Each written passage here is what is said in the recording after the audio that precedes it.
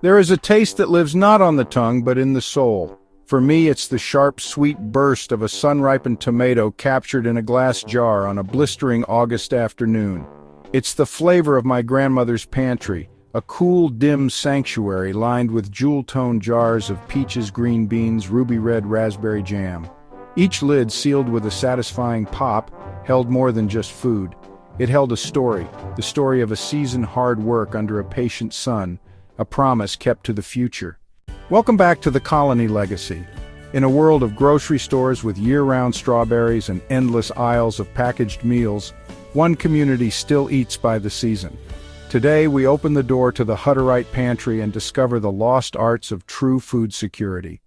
The Hutterite food system is a marvel of agricultural integration, a true seed-to-table model refined over generations. Potatoes are paramount, grown by the acre and stored in massive root cellars. Cabbage for sauerkraut, carrots, onions, beets. Fields of wheat are harvested and milled on site to produce flour for their daily bread. Their agriculture is a closed loop by necessity and design. The fields that grow the grains and vegetables also support the livestock. The community raises its own chickens for eggs and meat, dairy cows for milk, cream, and butter, hogs for pork, cattle for beef. Nothing is wasted in this circular system. Animal manure is returned to the fields as fertilizer, enriching the soil that will grow next year's crops. When the summer sun hangs high and heavy, the heart of the Hutterite colony shifts to the canning kitchen. This is not a quaint room with a few pots bubbling, it's a full-scale food processing facility. Here, the women transform the overwhelming bounty of the gardens into shelf-stable security for winter. The air grows thick with sweet simmering fruit and sharp pickling spices. The sound is a symphony of industry, clatter of glass jars, hiss of pressure canners, steady rhythm of chopping and packing. The scale is almost unimaginable. On any given day, the women might process hundreds of quarts of green beans, tomatoes, corn. The work is organized like an assembly line. Younger girls wash jars, older women handle the pressure canners. It's a choreography learned over a lifetime. Each jar tells a story of a specific day, a specific harvest. The dill pickles from July, pears from late August, tomato juice from September. Long before electric refrigeration, people understood the earth itself can be a pantry. The Hutterites have mastered this ancient technology, building vast subterranean root cellars. These aren't small, musty closets, they're cavernous chambers. Huge wooden bins filled with thousands of pounds of potatoes, crates of carrots buried in sand, onions and garlic hanging in braids. The root cellar is the domain of the hardiest vegetables, staples that provide calories and comfort in winter. This underground larder ensures that even when snow is deep and ground frozen, the community has fresh, nutritious vegetables.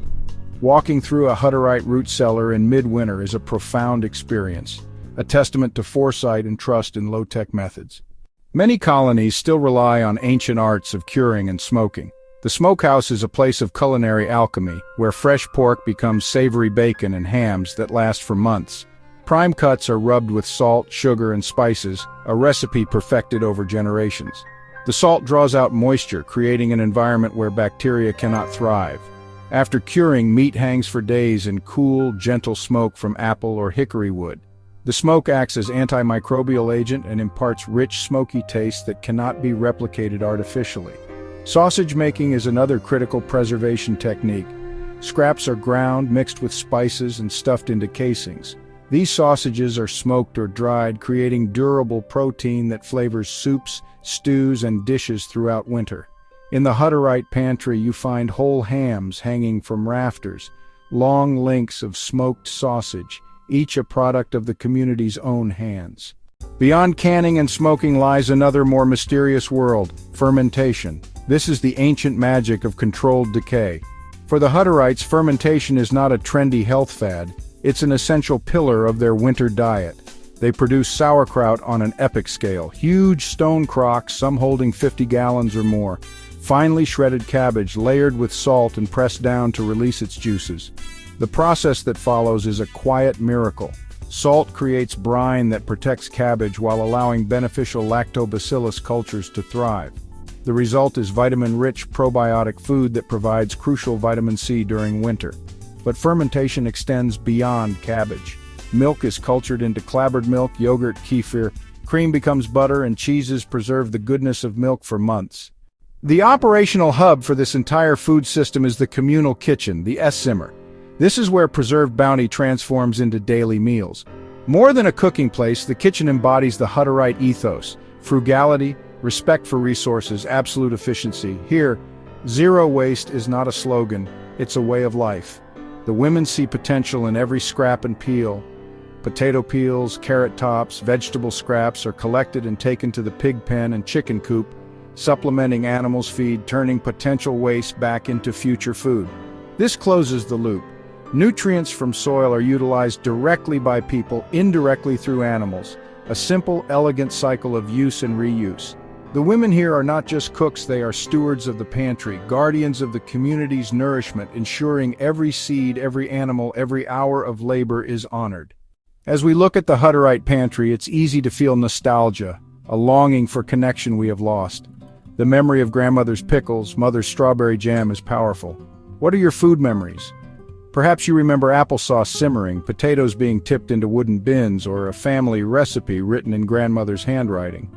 We invite you to share these memories, these recipes, these stories.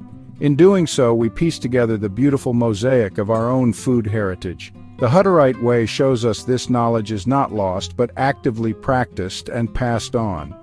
Their system is a living model of true food security, nourished by community work and land richness. It's a quiet but powerful critique of a global food system that prioritizes convenience over connection, profit over sustainability. At the very center of this system are the Hutterite women. They are keepers of seeds, masters of preservation, guardians of community health and well-being. Their tireless, often invisible labor holds this tapestry of self-sufficiency together. They are living libraries of essential knowledge, passing it from mother to daughter, hand to hand. Their story deserves to be told in its own right, and it is to them, the women who make it all possible, that we will turn our attention next. The incredible efficiency of the Hutterite food system is managed by the women of the colony. To understand their powerful role in community life, click on the video on your screen now to watch The Unseen Matriarchs. Thank you for joining us on The Colony Legacy.